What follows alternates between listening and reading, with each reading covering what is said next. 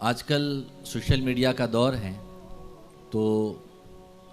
लोग जुमा के दिन अपने दोस्तों को जुमा मुबारक के मैसेज भेजते हैं, कुछ अच्छी बात लिखकर भेजते हैं हर जुमा के दिन। तो इस हवाले से हमारी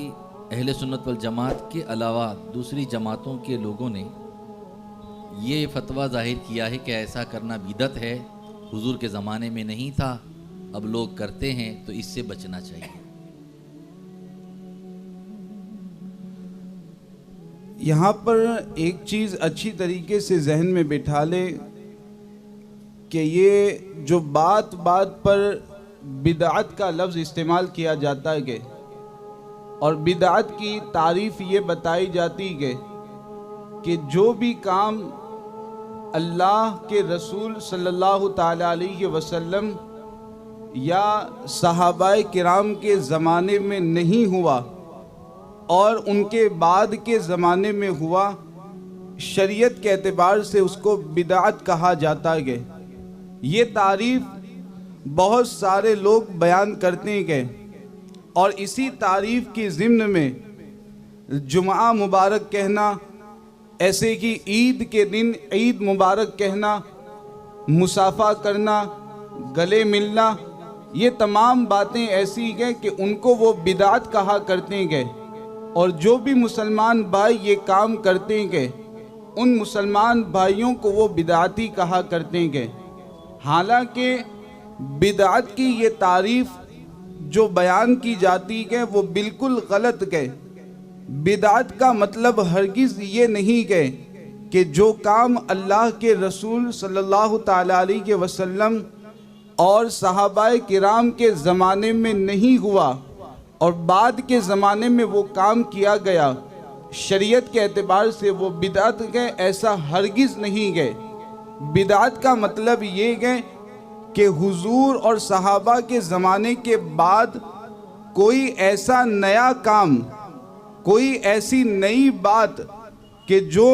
शरीयत के ख़िलाफ़ हो, हुजूर अलैहिस्सलातु वस्सलाम की सुन्नत के ख़िलाफ़ हो, हुजूर अलैहिस्सलातु वस्सलाम के तरीक़े के ख़िलाफ़ हो, ऐसी नई बात अगर ईजाद की जाए तो शरीयत के एतबार से उसको बिदअत कहा जाता है। ये नहीं है कि कोई भी काम हुजूर या हुजूर के सहाबा के ज़माने में नहीं हुआ, बाद में किया गया तो उसे शरीयत के एतबार से बिदअत कहेंगे, ये नहीं है। उसमें ये चीज़ ज़रूरी होती है कि इस्लाम के अहकाम के ख़िलाफ़ वो नया काम होना चाहिए, शरीयत के ख़िलाफ़ वो नया काम हो, तब जाकर के उसको बिदअत कहा जाएगा। अब ये जो जुमा के दिन मुसलमान भाई आपस में एक दूसरों को मुबारकबाद देने के लिए जुमा मुबारक के मैसेज भेजा करते हैं या ईद के दिन ईद मुबारक के मैसेज भेजा करते हैं, तो जाहिर सी बात है कि जुमा मुबारक का मतलब ये होता है कि ये जुमा का दिन है, जो बरकत वाला दिन है, अज़मत वाला दिन है, तो इसकी बरकतें आपको भी हासिल हो। ईद मुबारक जिनको भेजा जाता है तो ये बताया जाता है कि ईद का दिन बरकतों अज़मत वाला दिन है, ईद का दिन अज़ीमुश्शान दिन है, बरकत वाला दिन है, लिहाजा आपको भी इसकी बरकतें हासिल हो। तो इस तरीके से जुमा मुबारक कहना या ईद मुबारक कहना शरीयत के एतबार से बिल्कुल जायज़ है। बल्कि अगर मुसलमान भाई के दिल जोई की नीयत से अगर ये कहा जाए, मुसलमान भाई के दिल को खुशी पहुंचाने की नीयत से अगर इस तरीके से मैसेज किया जाए तो यकीनन इसमें सवाब भी है और इसमें आपके नामा अमाल में सवाब का इजाफा भी होगा। हाँ, ये है कि ईद मुबारक या जुमा मुबारक कहना कोई ज़रूरी नहीं है। अगर कोई नहीं कहता है तो वो गलत नहीं करता है,